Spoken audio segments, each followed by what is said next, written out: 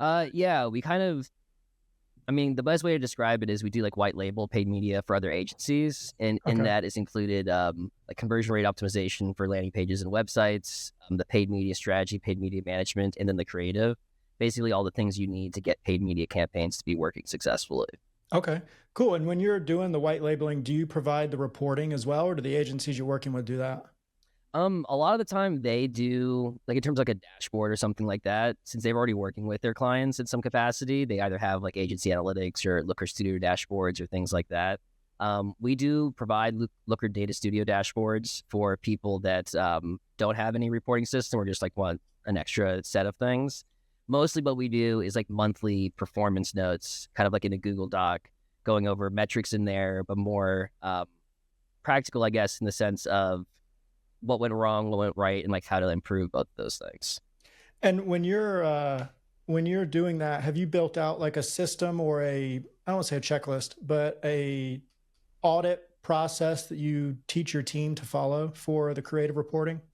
Yeah, yeah. For the creative reporting, we have like a little outline. Like I kind of just said, it's we break it down for the clients in the sense of like what went wrong, what went right, or what creative's doing well, what creative like we should kind of move away from.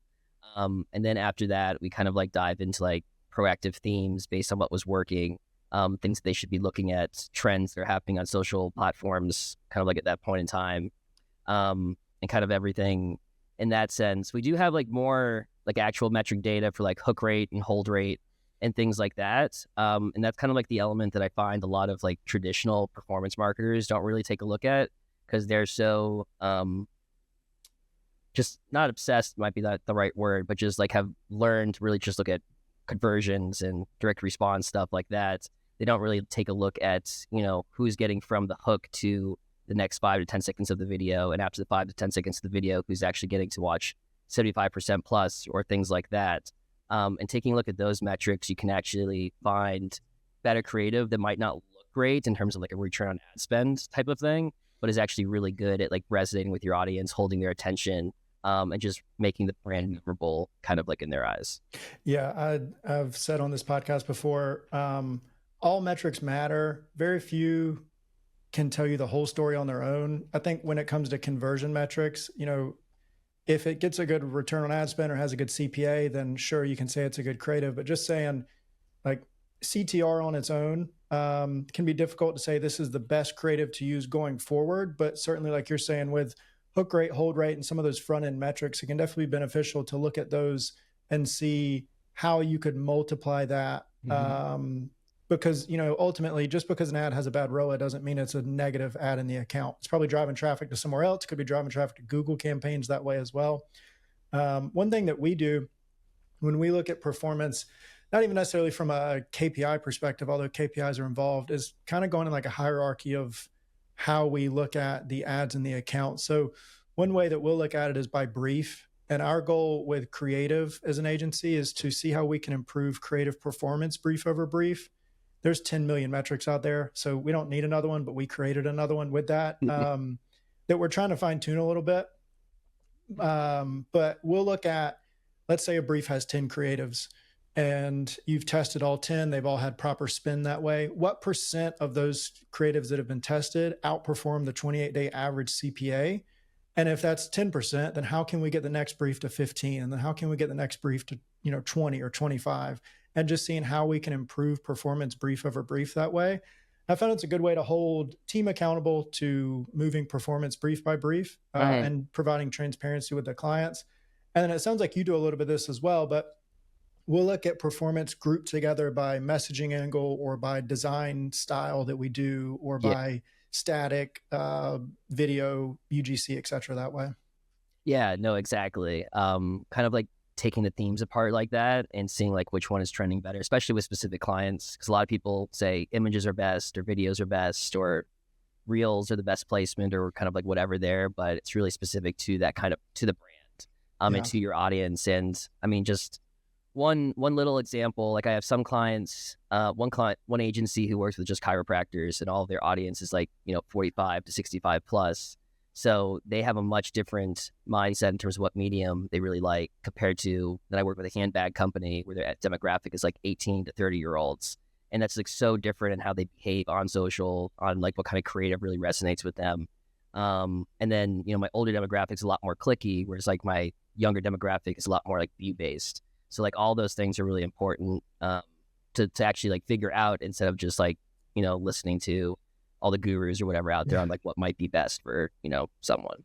And I can't lie. I mean, if somebody out there says that they don't struggle with this and they really don't, that's great. But it can be hard sometimes, for me at least, to separate yourself from the creative and not have own bias. And when you say you have one group that's audience like 45 plus, 60 years old, I just automatically think like there's a specific type of creative for that. And sometimes the very, I don't say newspaper-esque, but like old type of ad looking will actually perform for them, like a static ad that just looks like it would not perform on social media. So there's times I have to remind myself to like separate me from the creative and really just try to put that client first that way, or the customer first.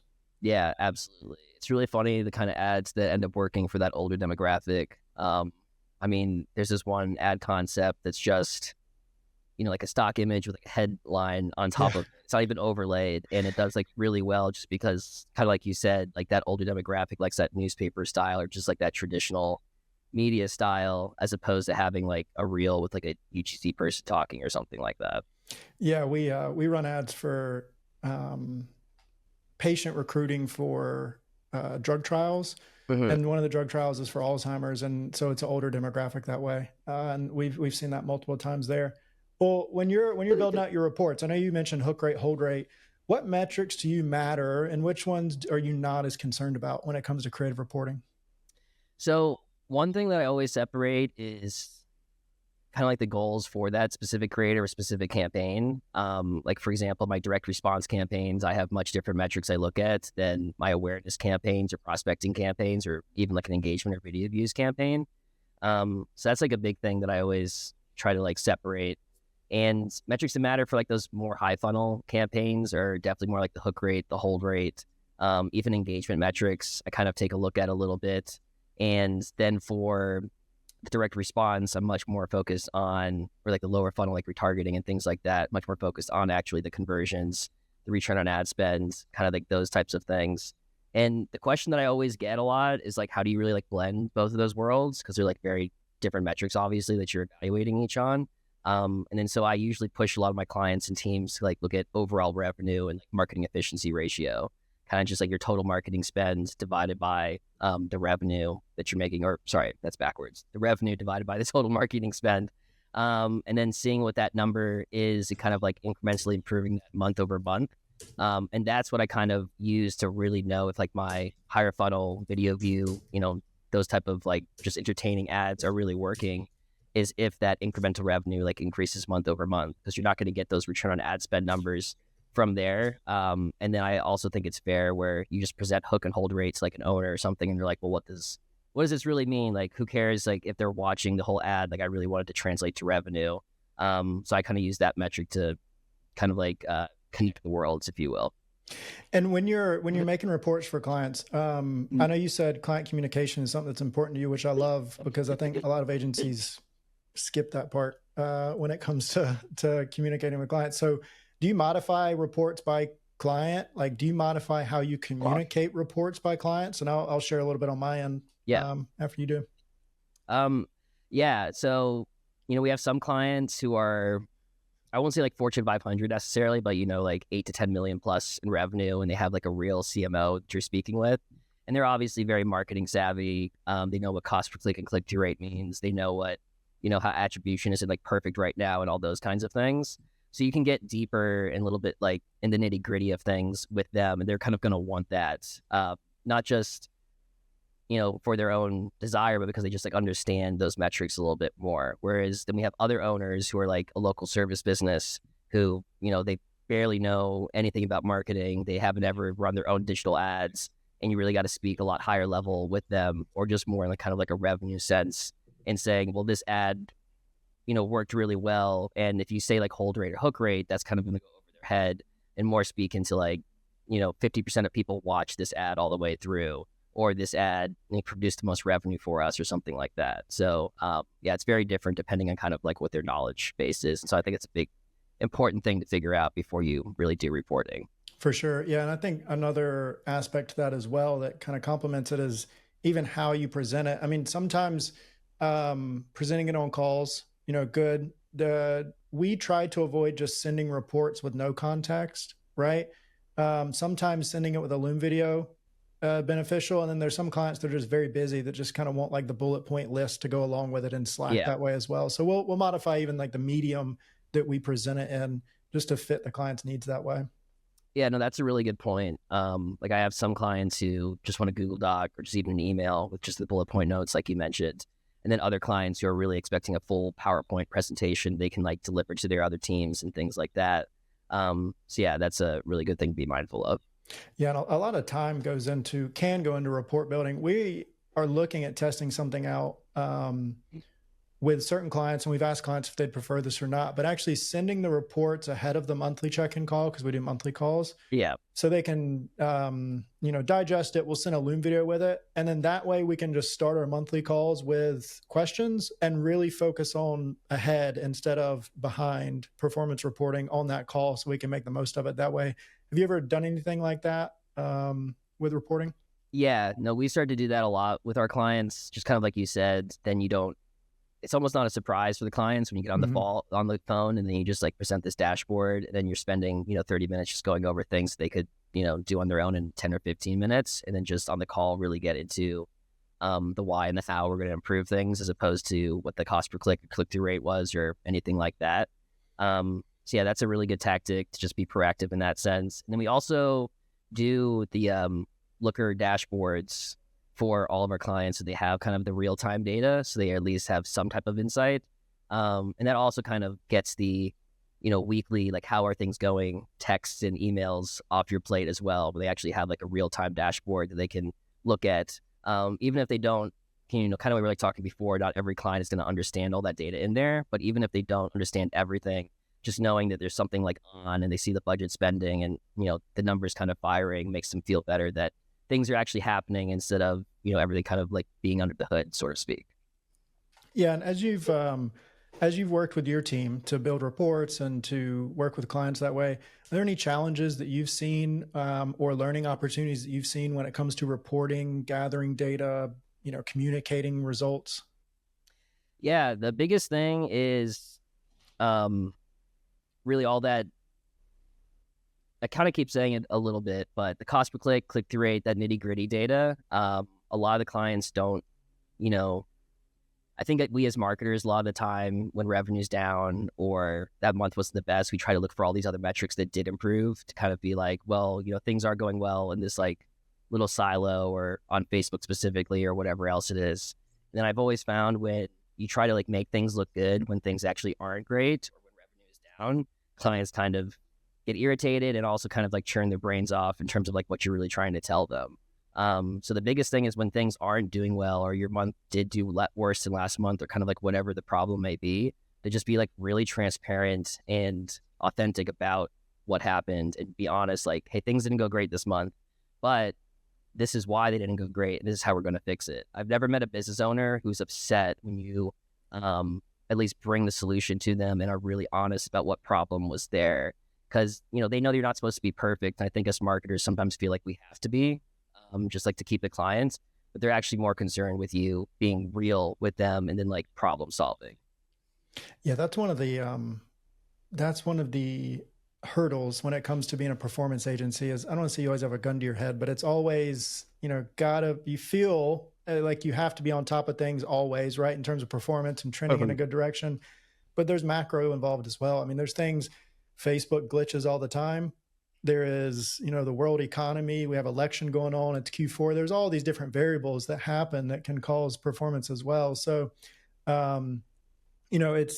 it's always good when clients do understand that there is a bigger picture to things that way, right? And Yeah. have you ever found benefit in, of course, you wouldn't share, client A's data with client B and show the business name and stuff like that, but just looping in cumulative or combined data from other accounts to say, hey, this is not just an impact on you. This is happening across multiple accounts on Facebook right now. Yeah. We look at our own data in that way. And then I also speak with a lot of peers that I have on LinkedIn or something like that, just like shoot them a message, especially if I know that they work with a lot larger volume of that client's vertical than I might, and just kind of get a sense of, hey, like what's going on right now? Are you seeing the same thing on TikTok? Is your CPMs really high on Meta, or kind of like whatever it is? And just having kind of those networks to bounce ideas off of and get more data from has really helped make my clients feel better that it's not just them and it's actually happening kind of across the board. It's more of like a social or environmental factor. Yeah, I mean, that can be good. And, like you're saying, having either the private groups or just personal connections with people, as opposed to just looking at what thought leaders are putting out online, because it's always good performance in the public. You know what I mean? So Yeah. always good to get the real aspect that way. You mentioned earlier that when you do your report, you start to look at what types of opportunities you can do for creative going forward. I think as you're in a creative strategist seat, anyone listening, I've been in this role as well. Making that next brief can sometimes, I don't want to say be intimidating, but just be a big, thoughtful process, right? What did we do last time? What percent of this brief should we iterate? What do we need to do net new? Let's go back to our 90-day plan we're looking at. What do we pull from there? What's working, what's not? How do you go about, you've audited, how do you decide what's going into that next brief? Yeah, well, I liked kind of what you said at the beginning of the interview about how you look at your best performing briefs and kind of use those to make better briefs and so on and so forth. And that's kind of like the same method that we use. And the brief process is something that I think a lot of people overlook. I think a lot of owners and even just, traditional paid social marketers think that they are creative strategists and can create like really awesome briefs from the get-go. Or even they create one brief that doesn't do well. They just feel like, it was a bad graphic designer or, whatever other excuse as to like why things didn't go so well. But creating briefs and like making them better and iterating on them over and over is really like I don't want to say like a formula necessarily, but it's definitely a process that takes time to kind of like refine and get really, really good at. And I think the things you look for are, just like revenue increasing, kind of like engagement on the platform. And another thing that I really look at is just like the qualitative data that the ads get. Like a lot of people have like survey tools now, but even just looking at the comments on Meta or TikTok or kind of like wherever it is and being like, oh, this is actually have a lot different sentiment than like ads I ran like a couple months ago or the other brief that I used or kind of like whatever that might be. That kind of feedback I find is like the most powerful in like really making better creative over and over again. I know one client that we had when we first started posting ads had like all these like negative comments just about like the brand and the product and all that kind of stuff. And then 3 to 4 months later, after we, really improved our briefs and our creative process, we started to have customers actually advocating for us against those negative comments, saying like, no, that's not actually how it is. We saw this informational piece or kind of like whatever it was. It kind of got them to be advocates for us. And it was just really cool to see like how their change in creative actually saw real change in like customer sentiment. Yeah. And it takes time. I mean, you can't expect the first brief to be 100% success rate. It's hard to expect any brief to be 100% success rate, but you can't expect the first one, right? It takes time. And as proud of an agent or as proud as we are as an agency in our research process and, the level of detail we go into voice of customer and stuff, it still takes time to learn a brand. And just because you've worked with 5 similar handbag companies or something, they're all different. They all have different, minutiae or different aspects to them that way that makes them change a little bit. One thing that we are really trying to exemplify, or that's not the right term, but just dial in on now, is the idea of optimizing medium performers brief to brief. So I won't speak for the whole general public, but I've generally looked at it in the past of like, here's our top performers. Let's double down on some of those. And here's the low performers. Let's not do those anymore. But let's say your goal ROA is I'll just say a 2 or 2.5, and you have ones that are like a 1.8 or a 1.7. Your likelihood of success with optimizing that creative is a lot higher than starting fresh with a brand new idea and trying to get it up to that 2.5. So that's one thing that we've been working on, is just trying to narrow in on those medium performers as well and see how we can lift them up that way. And a lot of time with those medium performers, it's not, you don't need a completely new idea, kind of like you're saying, to get them to perform better. Sometimes it's just a different hook or a different headline even. And another thing that I've been finding a lot lately is that first sentence of your body copy, like on Meta, for example, like that's also like a hook in itself. And sometimes I find people hide a lot of really powerful details or data points like in the rest of the see more body copy basically, and just putting one of those data points onto that first line, that alone can have, change the performance of the ad. So it's really just those little tweaks when it is a media performer. Interesting. I haven't looked at it that way before. So you're saying, because I often hear people talk about the headline being, a good hook area, but you're saying that first sentence in the copy really, really important there. That's an interesting angle there. Yeah. I mean, the way I always look at it in terms of like psychology, I guess, from looking at an ad, the first thing people see is like the creative itself. Second thing they look at is that headline, and that third thing is that first line before the see more. Mm-hmm. And as a copywriter, I'm always thinking of like get them to read the next thing. So it's visual, then headline. Headline gets them to read that first sentence of the body copy. Now, how can I make that first sentence of the body copy encourage them to click, see more, and read the rest of it? And sometimes if that first line is just like attention, business owner, or whatever it is, it's not really like powerful like a hook should be.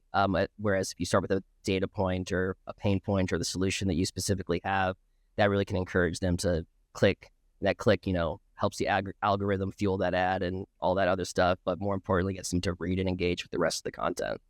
Yeah. And then, comments. And I know you said you've had clients in the past where negative comments. We've seen that as well here lately, ever since the news broke. There's been a lot of, oh yeah, I see it all the time, like nice try Diddy and all these ads, not just ours, but in any ad I click on now on Instagram, it always has like 15 people saying that. So always important to remember too, that, Facebook has tools per page that you can block certain or hide certain comments automatically so they don't publish. So, I mean, important to leverage those things as well. Yeah, absolutely. So, well, this has been a good chat. I mean, reporting to me is something that I obsess over with the team. And it sounds like you all take it very serious as well. And, especially with client communication also. What's your big focuses going ahead, and what type of agencies do you generally work with? Yeah. I mean, we work with really all types of agencies. I would say like a lot of creative or just paid media agencies who are looking for extra help, who might not be able to hire in-house talent full time, or just want a more flexible paid media person who can like ebb and flow with their business. And for us, like we're really trying to be like a software model for paid media, kind of like subscription based in that sense. We don't have any, long-term contracts, no 30-day cancellation policy, nothing like that. Really just, pay for our services up front that month. If you don't need them next month, that's totally cool. But if you do, we're happy to be like a reliable partner for, whoever in that sense. And correct me if I'm wrong here, but you said you were moving towards like an hourly focus. I think I saw on LinkedIn, or. Yeah. So, I mean, our rate is just $125 an hour for paid media, landing page, CRO, and creative services, basically everything you need to get paid media campaigns to work properly. And we usually sell those in packages of like 20 hours or 40 hours a month. But very flexible, if you only need 30 hours or if you need 50 hours, it's always just like at that $125 an hour rate. But yeah, we found a lot of people really gravitate towards that instead of doing, a traditional per account based model or something like that. We're also like building out a platform, I guess, the next like 6 months or so that we can like house everything for our clients and ourselves and organize everything a little bit better. Really in the early phases of doing that, but kind of excited to build something a little bit more formal instead of just keeping everything in, Google Docs and Google Sheets and like that sort of stuff. Yeah, keep me in the loop, or feel free to reach out. I'm in the software build phase myself. It's a whole different beast. I'm not a technical person at all when it comes to coding and stuff. So it's been a journey. But last question for you on that, actually, and just curious. Yeah. On the creative side, do you do the creative strategy and production? Do you have clients that send you the brief and you create it? You make the brief? What's that generally look like? Yeah, no, we do the entire creative process. We basically just get from the clients, what you kind of need right now. And even in a lot of times we're more proactive with that by just looking at the data that we have and knowing that we need new creative and like what kind of themes, and really just do everything ourselves. So it's very hands off. We have other clients and brands who want to be more involved or just are capable of being more involved. So sometimes they send us, B-roll or A-roll or organic assets from themselves, and then we just edit that. But yeah, I mean, we, take charge of at least the creative brief process and doing, all of that for everyone. Well, Chris, if somebody wants to reach out to you, an agency or a brand to work with you, how do they reach you best? Yeah, I'm very active on LinkedIn, so if you just search for my name there, always going to reply to those DMs pretty quickly. Everything there. You can also visit our website, happyhubmarketing.com. Just submit a contact form or send me an email, and I'll be happy to get back to you. And always happy to give no strings attached advice and things like that. So don't feel like reaching out to me. I'm gonna hard sell you on anything. I really just love talking about all this stuff and helping people out however I can. Cool. Well, Chris, I appreciate your time today. Good conversation. Yeah, no, thank you so much for having me on, Colby. Really appreciate it.